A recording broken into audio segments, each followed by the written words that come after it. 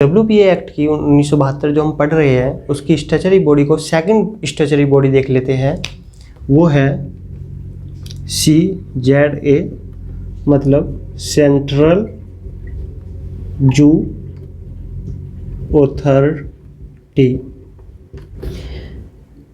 यदि हम बात करें कि तो 38A, जो 38A सेक्शन है किसका, WPA 1972, उसके अधीन इसकी स्थापना की गई है, उसकी स्थापना की गई है।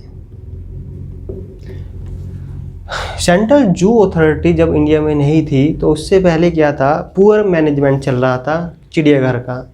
और जब इसकी स्थापना हुई WPA एक्ट 1972 के अधीन, और इसकी स्थापना हुई थी 1992 में, तो उस समय जितने भी हमारे चिड़ियाघर थे उन्होंने उनको इवैल्यूएट किया, मतलब उनका मूल्यांकन किया। उसमें से 164 कुछ जू थे जिसको इन्होंने पास किया, और बाकी 183 समथिंग इन्होंने उन्हें रिकॉग्नाइज नहीं किया, अर्थात वो पुअरली मैनेजमेंट था उनका, बहुत ही गंदा मैनेजमेंट था।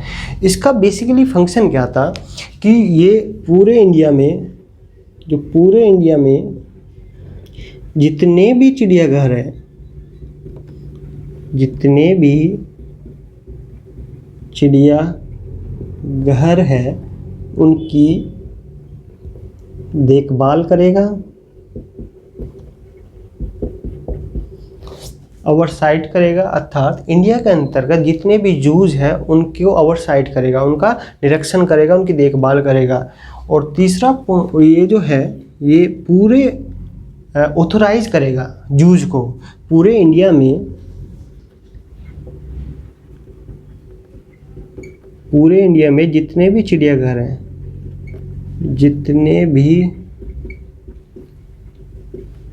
चिड़ियाघर हैं उनको ऑथोराइज करेगा, ऑथोराइज करेगा।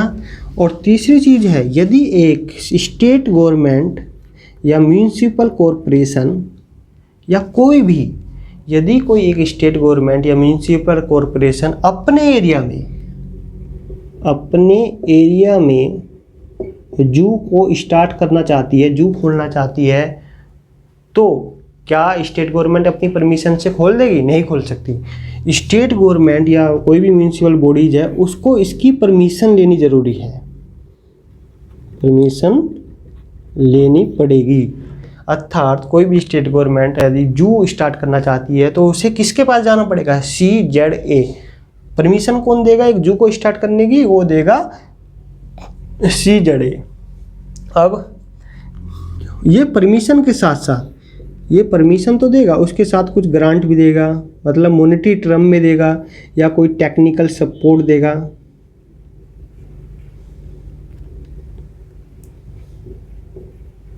टेक्निकल सपोर्ट देगा, और साथ ही साथ जिस प्रकार से गाइडलाइंस प्रोवाइड करेगा कि किस प्रकार से चिड़ियाघर को रखना है, चिड़ियाघर में जो भी एनिमल्स है, वाइल्ड लाइफ है, उसको किस प्रकार से रखना है। हमें पता है कि CZA क्या है कि एक एक्स हेतु कंजर्वेशन पे डिपेंड है, अर्थात कि इसमें नेचुरल जो एनवायरनमेंट है उसमें जानवरों को नहीं रखा जाता। इसमें कौन सी एनवायरनमेंट में रखा जाता है? एक्स हेतु कंजर्वेशन, मतलब आर्टिफिशियल एनवायरनमेंट। तो ये क्या होता है कि CZA जो एक्स हेतु कंजर्वेशन पे डिपेंड है, ये क्या करेगा, जो इन सेतु कंजर्वेशन के जितने भी एफर्ट है, मतलब इन सेतु कंजर्वेशन में किस प्रकार से एनिमल्स को रखा जाता है, उसके जो सारे प्रयास है एक्स सेतु कंजर्वेशन में पूरे कोशिश करेगा कि एक्स सेतु कंजर्वेशन में सारे प्रयास मिले, सारे चीज़ें मिले जो इन सेतु कंजर्वेशन में मिलती है। अर्थात ये सप्लीमेंट, मतलब इन सेतु कंजर्वेशन के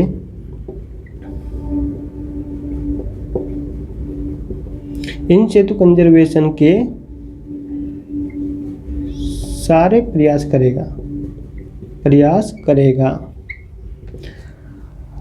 सेंट्रल जू अथॉरिटी एक चिड़ियाघर में जिस प्रकार से एनिमल्स को रखा जाता है, जो इन सेतु कंजर्वेशन के लिए जो ज़रूरी है, जो एक नेचुरल एनवायरनमेंट की जो ज़रूरत होती है, उसके सारे प्रयास करेगा ताकि एक एनिमल्स को वही वातावरण, वही एनवायरनमेंट मिल सके जो उन्हें इन सितु कंजर्वेशन में मिलता है।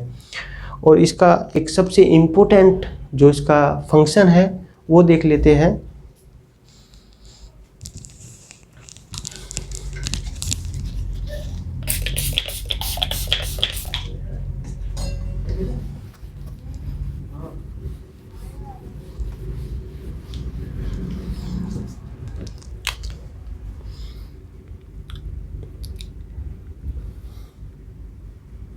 सबसे जो इम्पोर्टेंट फंक्शन है वो है होता है इसका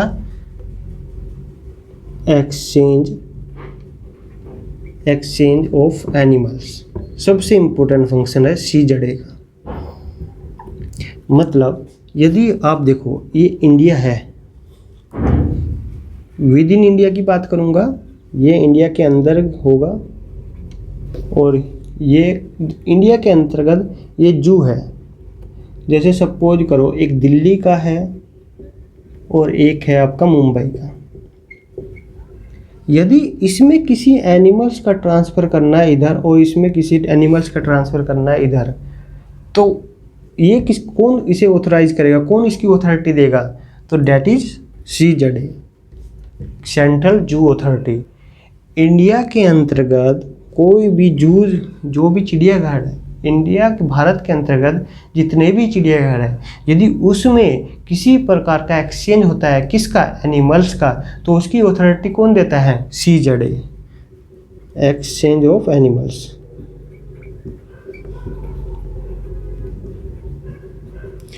यदि हम बात करें अब्रोड की, विदेश की, फॉरेन की, तो उसमें देखो ये इंडिया है, इंडिया का चिड़ियाघर है और ये अफ्रीका का चिड़ियाघर है। ये इंडिया का चिड़ियाघर है, ये अफ्रीका का है। और इसमें यदि एक्सचेंज होता है, एक्सचेंज होता है किसका? एनिमल्स का, तो उसमें भी किसके पास अथॉरिटी है? CZA के पास।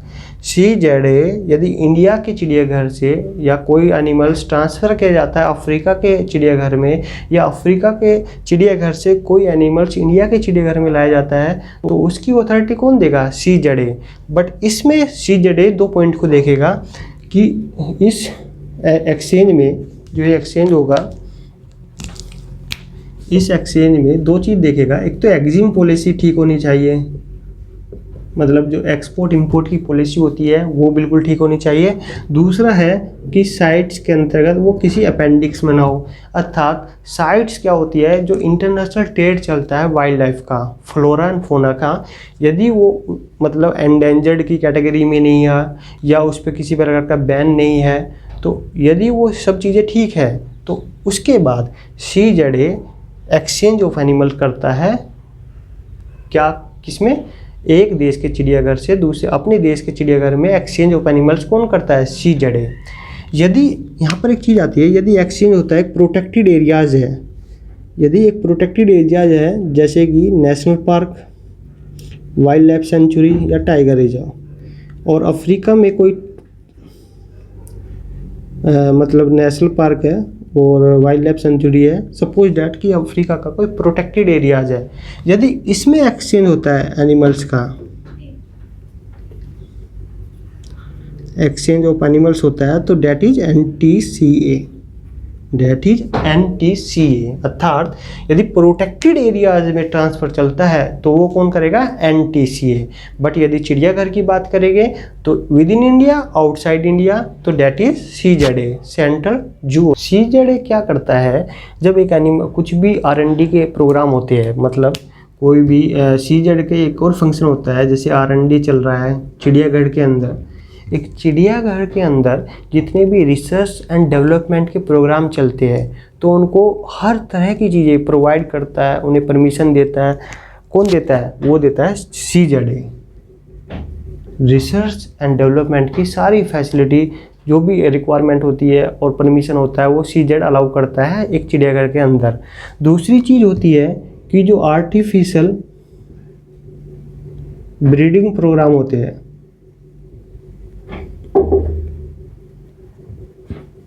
मतलब जो प्रजनन के आर्टिफिशियल प्रोग्राम चलाए जाते हैं एक चिड़ियाघर के अंदर, उन्हें भी मैक्सिमम सपोर्ट कौन करता है? CZA। तो ये था पूरा CZ के बारे में। आगे जो अगली क्लास आएगी वो 3rd पॉइंट से हम स्टार्ट कर पा रहे होंगे, दैट इज WCCB। तो थैंक यू।